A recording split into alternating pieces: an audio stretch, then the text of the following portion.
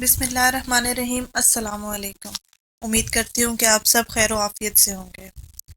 ریحان کا رشتہ جب میرے لیے آیا تو میں بہت پر امید تھی کہ گھر والوں کو اس رشتے پر کسی قسم کا کوئی بھی اعتراض نہیں ہوگا، لہٰذا میں نے اس دن گھر پر رہنے کا فیصلہ کیا اور آفس سے چھٹی لے لی۔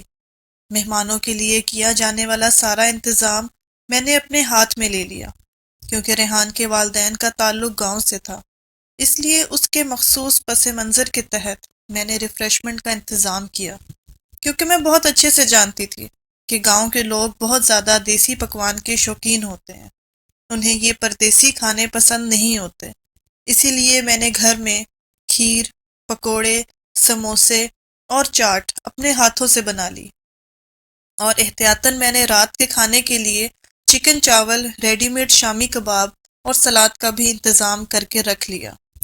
جاڑے کے اس موسم میں دن چھوٹے ہوتے ہیں اور شامیں جلدی ہو جاتی ہیں۔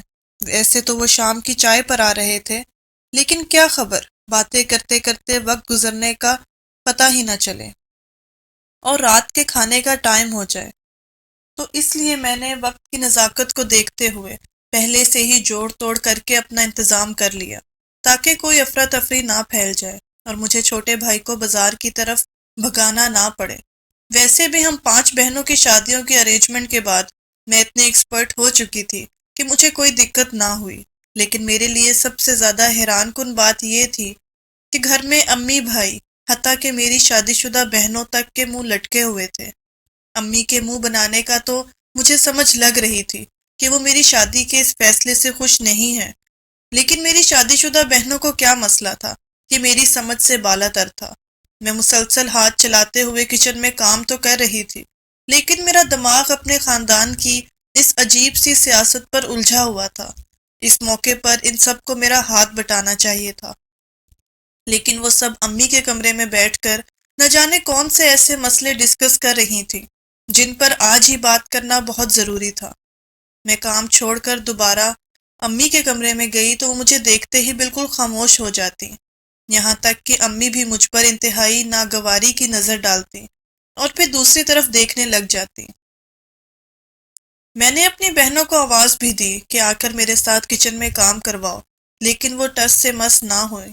البتہ ان میں میری چھوٹی بہن شرم و شرمی میرے ساتھ کچن میں ہاتھ بٹانے تو آ گئی، لیکن ہاتھ وہ کم بٹا رہی تھی اور اس کا زیادہ تر دھیان کھانے پینے پر تھا۔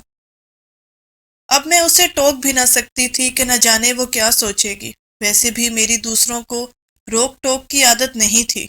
وہ مسلسل بیٹھی ہوئی تھی اور کچھ نہ کچھ ٹھونسے جا رہی تھی۔ میں نے اسے پکوڑوں کے لیے پیاز اور آلو کاٹنے کو دیے تو وہ اتنے مرے مرے انداز میں پیاز کاٹ رہی تھی کہ اس دوران میں نے برتن دھونے، سموسے تلنے کے بعد کچن تک صاف کر لیا، لیکن اس سے پکوڑوں کا مٹیریل تیار نہ ہوا تو میں نے اس کے ہاتھ سے چھری لے لی اور اب میں خود پکوڑوں کا مٹیریل تیار کرنے لگی۔ وہ تو مزے سے اٹھی اور تلے ہوئے سموسوں پر ہاتھ صاف کرنے لگی، تو مجھے شدید الجھن ہونے لگی کہ یہ ہاتھ بھی نہیں بٹا رہی اور جو بنا ہوا ہے اسے بھی ہڑپ کیے جا رہی ہے، کیونکہ میں نے سموسے افراد کے حساب سے 2 بنائے تھے اور اتنی ہی چیز بنا کر رکھی تھی جو مہمانوں پر احسن طریقے کے ساتھ پوری ہو جائے۔ میں اکیلی کچن میں صبح سے کھپ رہی تھی، لیکن میرا ساتھ دینے والا کوئی نہ تھا، اور جو میرا ساتھ دینے کے لیے کچن میں آئی ہوئی تھی وہ بھی بس اپنی پیٹ پوجا کیے جا رہی تھی۔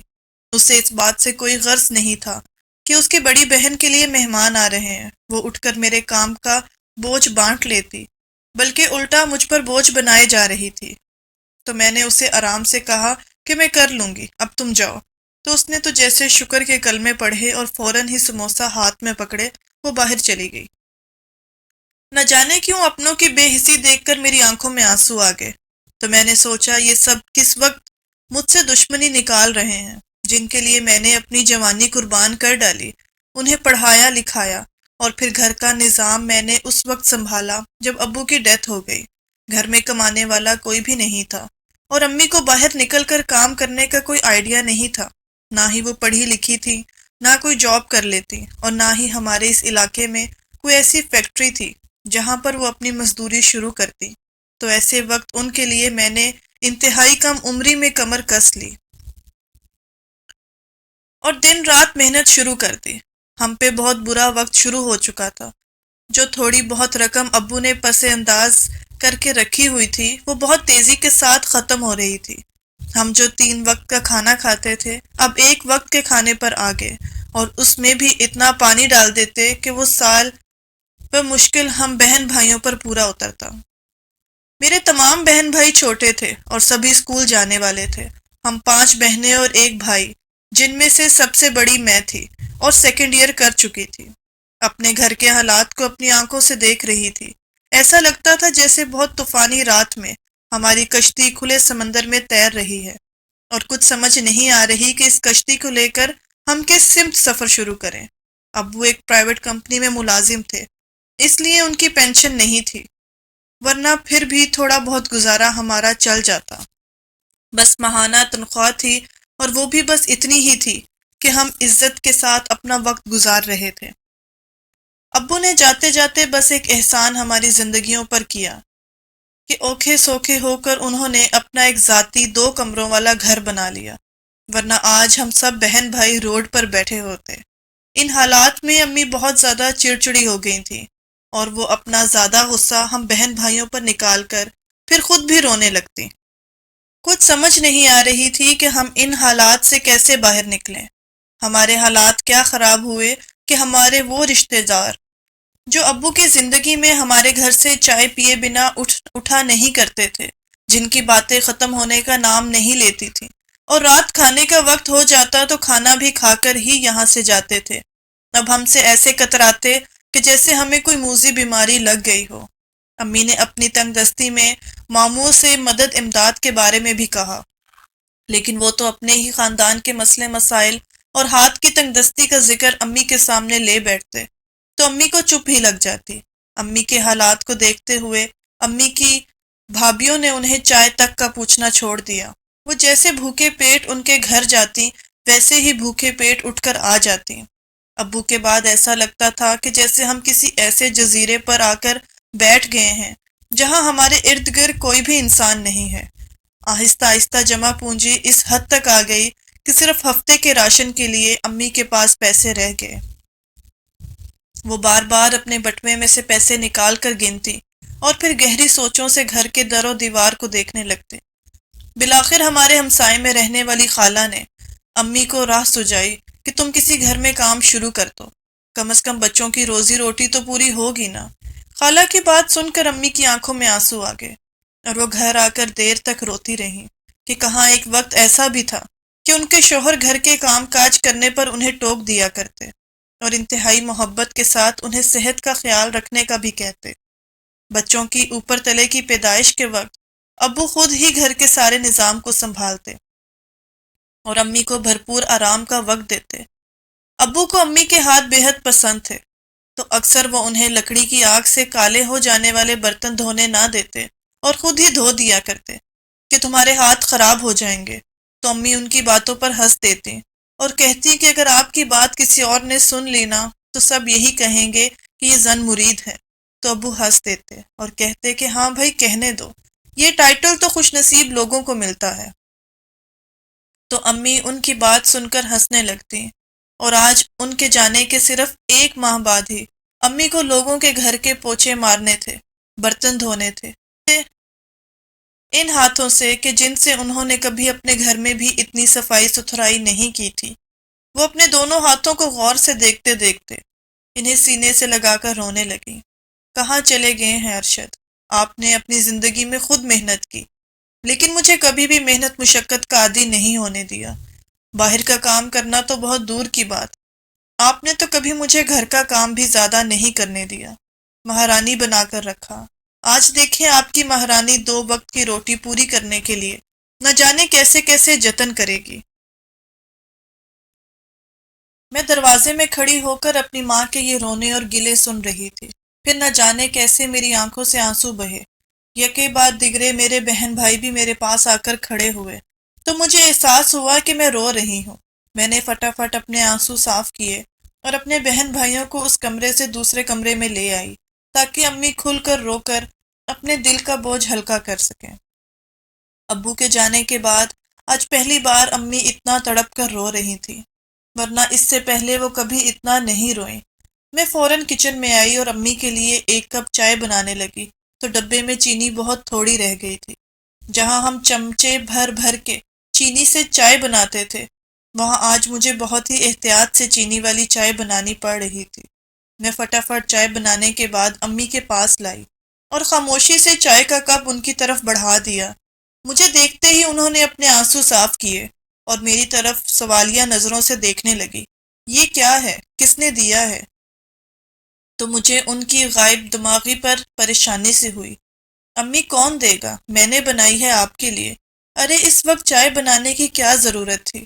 پہلے ہی چینی کم ہے۔ تو میں نے کہا اللہ خیر کرے گا، امی آپ چائے پی لیں اور پریشان نہ ہوا کریں، اللہ سب ٹھیک کر دے گا۔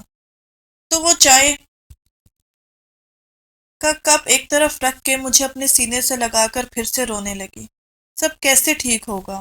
کچھ سمجھ نہیں آ رہی کیا کروں۔ تیرے چھوٹے چھوٹے بہن بھائی ہیں، 2 دن تو صبر کر لیں گے، لیکن تیسرے دن وہ بھی روٹی مانگیں گے۔ پورے دن میں ایک روٹی بھی ان کو جب نہ دے پائی تو میرے لیے تو مرنے کا مقام ہے۔ لیکن میں ہمت نہیں ہاروں گی، بس تم دعا کرنا کہ مجھے کام مل جائے۔ میں شام کو خالہ کے ساتھ ایک کوٹھی پر جاؤں گی، اللہ کرے وہ مجھے کام پر رکھ لیں۔ سچ تو یہ ہے کہ مجھے تو کام ڈھنگ سے کرنا بھی نہیں آتا۔ خدا جانے ان لوگوں کو میرا کام پسند بھی آئے گا کہ نہیں۔ تو میں نے امی کا ہاتھ مضبوطی سے پکڑا اور اپنے ہونٹوں کے پاس لا کر ان کے ہاتھوں کو چوما۔ انشاءاللہ مجھے امید ہے امی کہ وہ آپ کو نہ صرف رکھ لیں گے بلکہ آپ کا کام بھی پسند کریں گے۔ اس حوصلے پر امی نے میرے سر پر ہاتھ رکھا اور پھر نماز پڑھنے کے لیے اللہ کی بارگاہ میں حاضر ہو گئیں۔ شاید وہ اللہ سے مدد مانگ رہی تھی، کیونکہ مشکل وقت میں سچ تو یہ ہے کہ اپنا سایہ بھی ساتھ چھوڑ دیتا ہے۔ ہم نے تو یہ کہاوت کتابوں میں پڑھی یا ڈراموں میں سنی تھی، لیکن جب اس کہاوت کا عملی مظاہرہ اپنی زندگی میں دیکھا تو تب سمجھ آیا کہ واقعی زندگی میں لوگ اس وقت ہی ساتھ چھوڑ جاتے ہیں جب ان کی سب سے زیادہ ضرورت ہو۔ خیر امی شام کو خالہ کے ساتھ کوٹھی پر گئیں اور انہیں کام کے لیے رکھ لیا گیا، لیکن کام کے اوقات بہت زیادہ تھے اور امی کو اتنے کام کی عادت نہیں تھی۔ وہ تو گھر کے 2 کام کرتی اور پھر لیٹ جاتی تھیں۔ ویسے بھی وہ کافی کمزور اور دبلی پتلی سی تھیں، زیادہ کام ان کے بس کی بات بھی نہیں تھی۔ میں انتہائی فکر مند تھی۔ جب امی رات کو 8 بجے گھر لوٹی تو ایک دم ہی بستر پر آ کر لیٹ گئیں، تو ہم سب بہن بھائی ان کے قریب جمع ہو گئے کہ خدا خیر کرے امی کو کیا ہو گیا۔ امی کا بلڈ پریشر انتہائی گر چکا تھا اور ان کی رنگت بالکل سفید پڑ گئی تھی۔ گھر میں ایسا کچھ بھی نہیں تھا کہ میں انہیں بنا کر دیتی، اس لیے میں بھاگتے ہوئے خالہ کے پاس گئی اور ان کو بتایا کہ امی کی طبیعت تو بہت سخت خراب ہے، 1 کپ دودھ ہوگا۔ تو انہوں نے فٹافٹ مجھے کپ دودھ دیا اور خود بھی میرے ساتھ ہی چلی آئیں، اور جب تک امی کی طبیعت ٹھیک نہیں ہو گئی وہ ہمارے ساتھ ہی رہیں۔ امی کی طبیعت اب کافی سنبھل چکی تھی تو وہ اٹھ کر جانے لگیں، تو ایک دم میری طرف دیکھ کر کہا کہ نازش، مجھے نہیں لگتا کہ تمہاری ماں زیادہ دیر وہاں کام کر سکے۔ تو ان کی بات سن کر میں فکر مند ہو گئی۔ نہیں خالہ، امی کام کر لیں گی، بس عادی نہیں ہے نا، تو یہ حالات انہیں عادی کر دیں گے۔ میں نے ایک دم خوف زدہ ہو کر خالہ سے کہا کہ ایسا نہ ہو کہ وہ کوٹھی والے کو بتائیں کہ امی کی طبیعت وہاں کام کرنے کے بعد اتنی خراب ہوئی ہے تو کہیں امی کے ہاتھ سے یہ کام چلا نہ جائے۔ خالہ نے میری طرف غور سے دیکھا اور کہا چلو اللہ بہتر کرے، بہرحال اپنی ماں کا خیال رکھنا، اب نئی نئی نوکری ہے، میں یہ بھی نہیں کہہ سکتی کہ یہ کل نہ جائے، اگر کل چھٹی کرے گی تو بیگم صاحبہ کہیں برا نہ منا جائیں۔ نہیں خالہ جان، امی چھٹی نہیں کریں گی، آپ بے فکر رہیں۔ تو خالہ سر ہلاتے ہوئے چل دیں، لیکن دروازہ بند کرتے ہوئے میں بے پناہ پریشان ہو گئی۔ امی کی جو حالت تھی اس کے پس نظر نہیں لگتا تھا کہ وہ اگلے دن کام پر جا سکیں گی۔ مجھے خود کچھ کرنا ہوگا۔ اچانک میرے دل میں ایک خیال سا ابھرا۔ میں اس وقت تک ایف اے کر چکی تھی، اس لیے میں نے اگلے دن صبح ہوتے ہی اپنی ایک دوست سے بات کی اور نزدیکی ایک اسکول میں جاب کرنے کے لیے چلی گئی، اور اللہ کی شان کے وہاں پر ٹیچر کی ضرورت بھی تھی اور ویکینسی بھی خالی تھی۔ مختصر سے انٹرویو کے بعد مجھے رکھ لیا گیا۔ میرے حالات انہوں نے جب سنے تو میری تنخواہ باقی ٹیچروں کی نسبت ذرا بڑھا دی، تو بس اتنا آسرا ہو گیا کہ اب میرے بہن بھائی رات کو بھوکے نہیں سوتے تھے۔ ایک دن مجھے پرنسپل نے کہا کہ تم کب تک یہ ٹیچنگ کرتی رہو گی، ساتھ ساتھ اپنی پڑھائی بھی مکمل کرو تاکہ تمہیں کسی اچھی جگہ جاب مل سکے، ورنہ آج تمہارے بہن بھائی چھوٹے ہیں، ان کی ضرورتیں محدود ہیں، کل جب یہ بڑے ہوں گے اور کالج یونیورسٹی جائیں گے تو پھر یہ تمام اخراجات تم کیسے پوری کرو گے؟ دن بدن مہنگائی بھی بڑھتی جا رہی ہے، اس لیے کوشش کرو کہ جاب کے ساتھ ساتھ اپنی تعلیم بھی مکمل کرتی چلی جاؤ تاکہ کسی اچھی جگہ پر اچھی پے کے ساتھ تمہاری جاب ہو سکے۔ پرنسپل بہت ہی خدا ترس تھیں، تب بھی انہوں نے مجھے ایک بہترین مشورہ دیا۔ میرے پاس وقت تو نہیں تھا کہ میں گھر جا کر اپنی پڑھائی پر پوری توجہ دے سکوں، کیونکہ اسکول کے بعد میں جب گھر جاتی تو ٹیوشن کا ٹائم ہو جاتا۔ میں نے اپنے گھر میں ہی بچوں کو ٹیوشن پڑھانا بھی شروع کر دیا تھا، جو رات 9 بجے تک جاری رہتی۔ آہستہ آہستہ میرے پاس محلے کے بہت سارے بچے جمع ہوتے چلے گئے، جنہیں پڑھاتے پڑھاتے اب مجھے 9 بج جاتے، اور اس کے بعد میں اتنی تھک جاتی کہ میں کسی ایکٹیویٹی کے لیے ہمت نہیں کر پاتی تھی۔ لیکن پرنسپل کی باتیں میرے دل و دماغ کو جھنجھوڑنے لگی تھی، کیونکہ گھر کے حالات مجھے بھی نظر آ رہے تھے۔ امی تو صرف ایک ہی دن کام پر گئیں اور اگلے دن وہ اتنی بیمار ہو گئیں کہ دوبارہ کام نہ شروع کر سکیں۔ لیکن یہ اللہ کا شکر تھا کہ ایک در بند اور 100 در کھلے والی بات ہو گئی۔ امی تو کام پر نہ جا سکیں، لیکن اسی دن میرا اسکول میں جاب شروع ہو گئی۔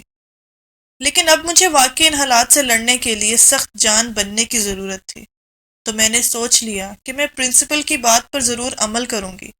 لہٰذا میں نے زندگی میں شدید سٹرگل کرنے کا عہد اپنے ساتھ کر لیا۔ میں دن بھر مصروف رہتی اور رات کو اپنی کتابیں لے کر بیٹھ جاتی۔ مجھے یاد ہے کہ میں فقط 2-3 گھنٹے سے زیادہ رات کو نہیں سوتی تھی۔ اس سخت اور کڑی محنت نے مجھے وقت سے پہلے پختہ چہرے کی کرد میری آنکھوں کے نیچے بڑے ہلکے اس بات کی گواہی دیتے تھے کہ زندگی مجھ سے کتنا بڑا اخراج لے رہی ہے۔ میں نے اپنے باقی تمام بہن بھائیوں کو سختی سے کہہ دیا تھا کہ وہ اپنی اپنی تعلیم پر توجہ دیں، لیکن جو ہی میری بہنوں نے میٹرک پاس کیا تو امی کو انہیں بیاہنے کی فکر لاحق ہو گئی۔ میں جو کما کر لاتی، امی اس میں سے بھی بچت کر کے چھوٹی بہنوں کا کوئی نہ کوئی جہیز تیار کرتی تھی۔ تب مجھے ایک ہلکا سا دھچکا سا لگا کہ امی نے میرا سوچنے کی بجائے مجھ سے چھوٹی بہنوں کا سوچا۔ کبھی کبھی تو ایسا لگتا کہ میں بس کمانے کی مشین ہوں، جسے اپنے بہن بھائیوں اور گھر کی ضروریات کی ہر صورت میں پورا کرنا ہے۔ لیکن میرے کیا جذبات ہیں، احساسات ہیں، اس بات کا پورے گھر میں کسی کو بھی خیال نہ رہتا۔ مجھے کبھی بھی امی نے یہ نہیں کہا کہ دھوپ میں مت بیٹھو، تمہارا رنگ جل جائے گا، یا اپٹن لگا لو، تمہارا چہرہ مرجھا رہا ہے۔ لیکن مجھ سے چھوٹی بہنوں کو وہ اپنا خیال رکھنے کا مشورہ صبح سے شام تک دیتی رہتی۔ یہی وجہ تھی کہ میری بہنیں ہر وقت بننے سنورنے کی طرف دھیان دیتی رہتی۔ میں نے آج دن تک ان کو بغیر استری کیے کپڑوں کے نہیں دیکھا، جبکہ میں استری کا بھی تردد نہ کرتی۔ میں جب تک اسکول پڑھاتی رہی تو عبایا پہن کر جاتی اور واپس آ کر وہ عبایا لٹکا دیتی اور گھر کے کپڑوں میں ہی اسکول چلی جاتی۔ عبائی کی وجہ سے نہ تو مجھے وہ کپڑے مینٹین رکھنے پڑتے اور نہ ہی استری کی جھنجھٹ کرنی پڑتی۔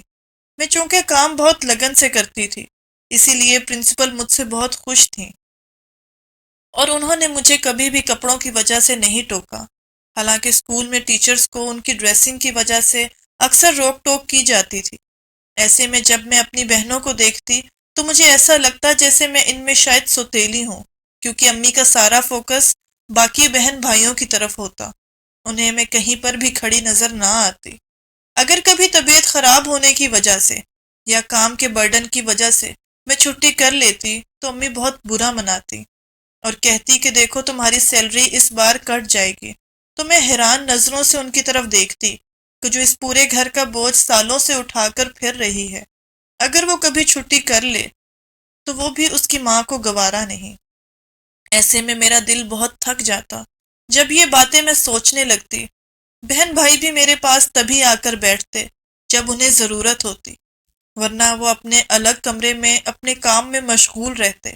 ہمارے گھر میں وہ والا سین ہی نہیں تھا جو عموماً ایسے گھروں میں ہوتا ہے کہ اگر بڑی بہن قربانی دیتی ہے تو باقی تمام بہن بھائی اس کا خیال رکھتے ہیں، اس کی قدر کرتے ہیں۔ اس لیے میں آنکھیں بند کر کے اور سب کچھ نظر انداز کر کے اپنے پیاروں کے لیے اس مشکل راہ گزر کا مسافر بنی رہی۔ میری انتھک محنت کا نتیجہ جلد ہی مجھے مل گیا۔ جب میں نے بزنس ایڈمنسٹریشن میں ڈگری لی اور پھر اپنی پرنسپل سے ہی کہنے پر میں نے ایک ملٹی نیشنل کمپنی میں اپلیکیشن دی تو میری سلیکشن ہو گئی، تو مجھے یقین ہی نہ آیا کہ کہاں ایک اسکول ٹیچر سے شروع ہونے والا میرا یہ سفر مجھے آفس کے اس رنگین دنیا میں لے آیا، جہاں پر میرے علاوہ سبھی اچھے امیر کبیر گھرانوں سے تعلق رکھتے تھے۔ لیکن اللہ نے میری یہاں مشکلیں آسان کر دی۔ ایک تو میری قابلیت کی وجہ سے سبھی لوگ میری عزت کرتے، اور دوسرا میرے حسن و سلوک کی وجہ سے ہر کوئی میرا جلد ہی گرویدہ ہو گیا، اور اب میرے گھر کے مالی حالات بہت ہی اچھے ہو گئے۔ اب ہم اس پوزیشن میں آگے تھے کہ میری چاروں بہنوں کو اچھے سے اچھا جہیز دے کر رخصت کر سکیں، تو امی نے ایسا ہی کیا۔ جو بھی رشتہ آتا تو امی مجھے سختی سے ڈرائنگ روم میں آنے سے منع کر دیتی، اور مجھ سے چھوٹی بہنوں کو بلوایا جاتا۔ میری اور میری بہنوں کی سسرال کا آمنا سامنا شادی پر ہی ہوا۔ اس سے پہلے امی نے مجھے ان کے سامنے جان بوجھ کر کبھی نہ آنے دیا۔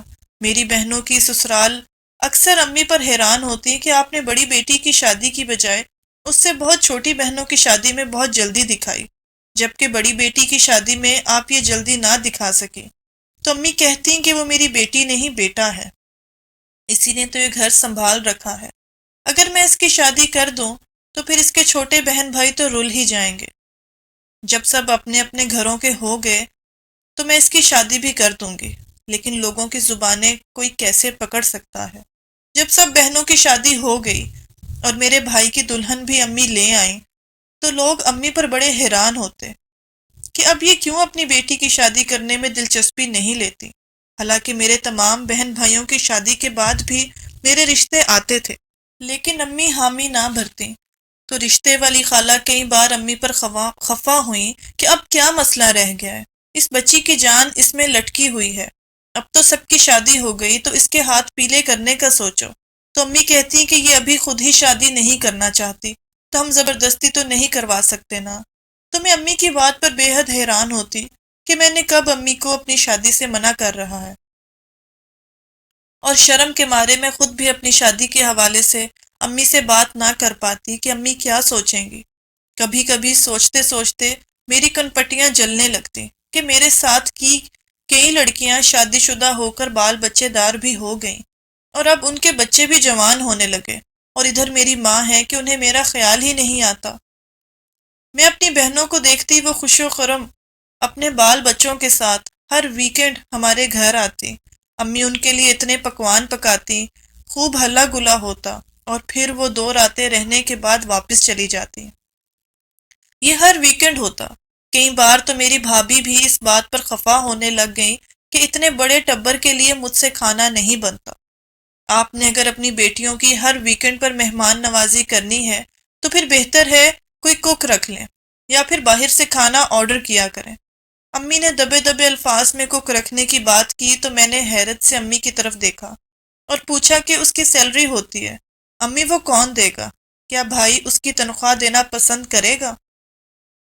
تو امی منہ بنا کر کہتی کہ وہ اگر اپنی بیوی کو پال لے تو بڑی بات ہے۔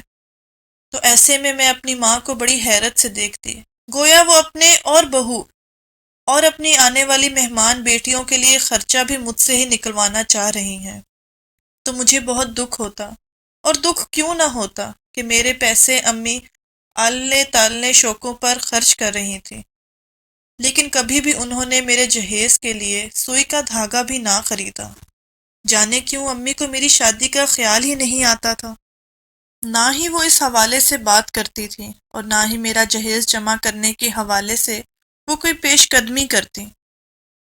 میں ان تمام باتوں کو اپنے نظر میں رکھے ہوئے تھی اور بہت کڑ جاتی، کئی دفعہ تو ایسا لگتا کہ میرے دماغ کی شریانیں پھٹ جائیں گی۔ میں بہت کم عمری سے اس گھر کا بوجھ اٹھاتے اٹھاتے اب اس عمر تک آن پہنچی تھی کہ میرے لیے رشتے آنے بہت کم ہو گئے تھے، اور جو رشتے آ رہے تھے وہ بھی کسی رنڈوے کے ہوتے یا پھر دوسری شادی کرنے والے کے۔ سچ پوچھیں تو مجھے ان پر بھی اعتراض نہیں تھا، میں بس ہر صورت اپنا گھر بسانا چاہتی تھی جہاں میں سکون سے اپنا وقت گزار سکوں، لیکن امی ان میں بھی کوئی نہ کوئی خامی نکال کر بیٹھ جاتی۔ تو رشتے والی خالہ نے ایک دفعہ کہا کہ یہ جو رشتے بھی آ رہے ہیں نا، جن میں تم خامیاں نکال رہی ہو، یہ بھی آنے بند ہو جائیں گے، تو پھر کیا کرو گی؟ تو امی بڑی لاپرواہی سے کہتی کہ سوچیں گے، دیکھیں گے، کوئی پسند آیا تو کر لیں گے۔ رشتے والی خالہ نے جب امی کا یہ رویہ دیکھا تو پھر وہ جو کہیں نہ کہیں سے رشتہ ڈھونڈ کر میرے لیے لاتی تھی، وہ بھی انہوں نے لانا چھوڑ دیا۔ حالات دن بدن میرے لیے بد سے بدتر ہوتے چلے جا رہے تھے۔ ہر وقت کے کام نے مجھے کبھی اتنی مہلت ہی نہ دی کہ میں کوئی دوست بناتی یا اس سے اپنے دل کی بات کرتی۔ میں بس اکیلے ہی اکیلے ان تمام معاملات کو سلجھا کے جب تھک جاتی تو پھر رونے لگتی۔ انہی دنوں میں میرے آفس میں ریحان نامی ایک کلائنٹ ہمارے آفس میں آئے تو آفس نے اس سے ڈیلنگ کے لیے مجھے منتخب کیا۔ آفس میں اس کے کام کے حوالے سے باتیں کرتے کرتے کب ہماری آپس کی پرسنل باتیں شروع ہو گئیں پتہ ہی نہ چلا، اور پھر اس کے بعد فون پر کئی بار کام کے حوالے سے باتیں تو ہوتی ہی رہتی تھی، لیکن پھر وہ مجھ سے کچھ ذاتی نوعیت کی باتیں بھی کرنے لگا، اور یوں باتیں کرتے کرتے کب ہم ایک دوسرے کے نزدیک آتے چلے گئے پتہ ہی نہ چلا، اور یوں یہ ہلکی پھلکی بات چیت پسندیدگی میں ڈھل گئی۔ ریحان مجھ سے شادی کرنا چاہتا تھا اور مجھے بھی کوئی اعتراض نہیں تھا، تو میں نے اس سے کہا کہ وہ اپنے گھر والوں کو ہمارے گھر لے کر آئے۔ تو اس نے بتایا کہ اس کے گھر والے گاؤں میں رہتے ہیں۔ اس نے اپنے پس منظر کے بارے میں مجھ سے کچھ بھی نہیں چھپایا۔ مجھے اس کی یہ بات بہت پسند آئی، لیکن جب میں نے گھر والوں کو ریحان کے حوالے سے بتایا تو سب سے پہلے تو امی نے اعتراض اٹھایا کہ ہم نے کسی صورت بھی گاؤں دیہات میں بیاہ نہیں کرنا۔ میں حیران تھی کہ یہ میری زندگی ہے اور اس کا فیصلہ امی اتنی بے رحمی سے کیسے کر سکتی ہیں۔ پہلے تو شادی شدہ رنڈوے یا دوسری شادی کے متمنی لوگوں کا رشتہ آتا تو اس میں سے بھی نقص نکالتی تھی۔ اب جب کہ ایک بالکل کنوارے کا رشتہ میرے لیے آیا ہے تو امی تب بھی راضی نہیں ہیں۔ آخر امی چاہتی کیا ہے؟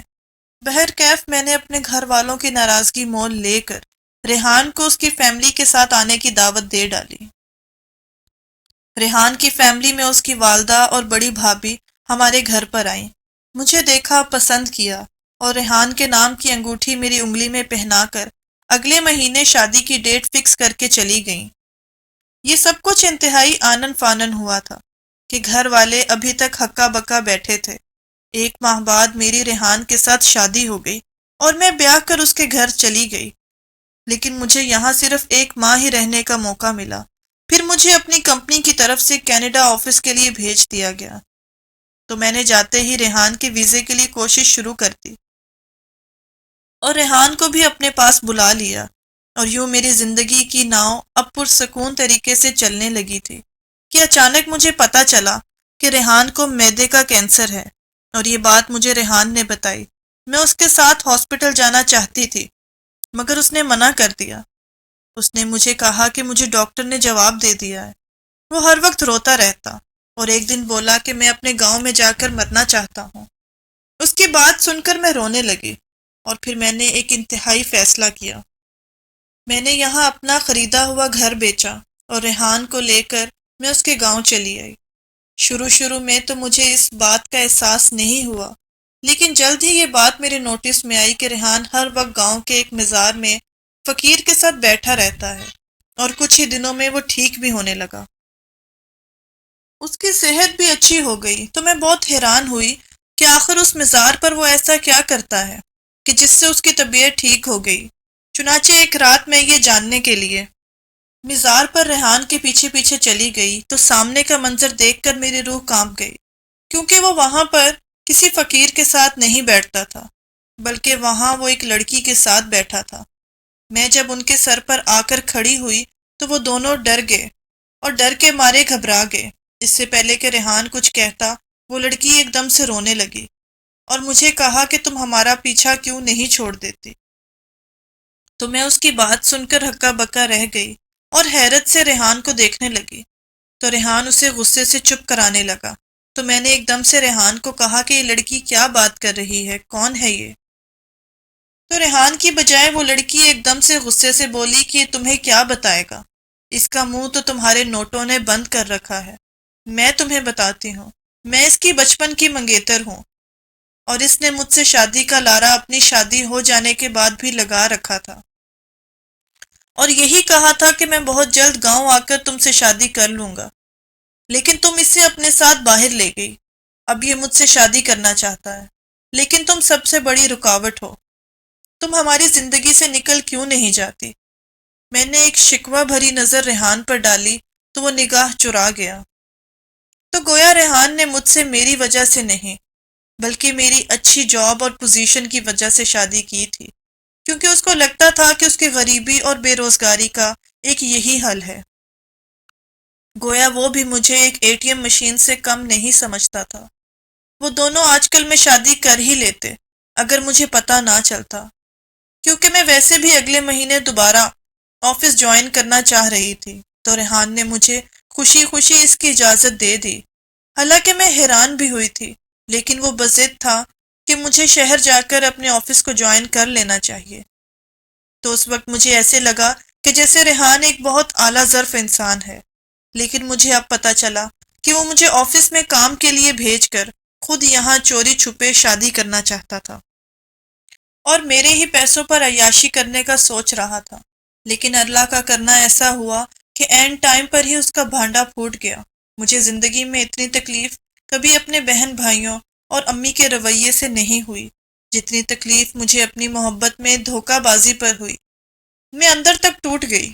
میں خاموشی سے بغیر کوئی گلہ کیے وہاں سے واپس شہر آ گئی، اور کمپنی سے کہہ کر میں نے اپنا ویزا دوبارہ کینیڈا لگوا دیا، کیونکہ میں اس مفاد پرست سماج میں مزید سانس نہیں لینا چاہتی تھی، جہاں قدم قدم پر غرض اور دھوکے بازی ہے۔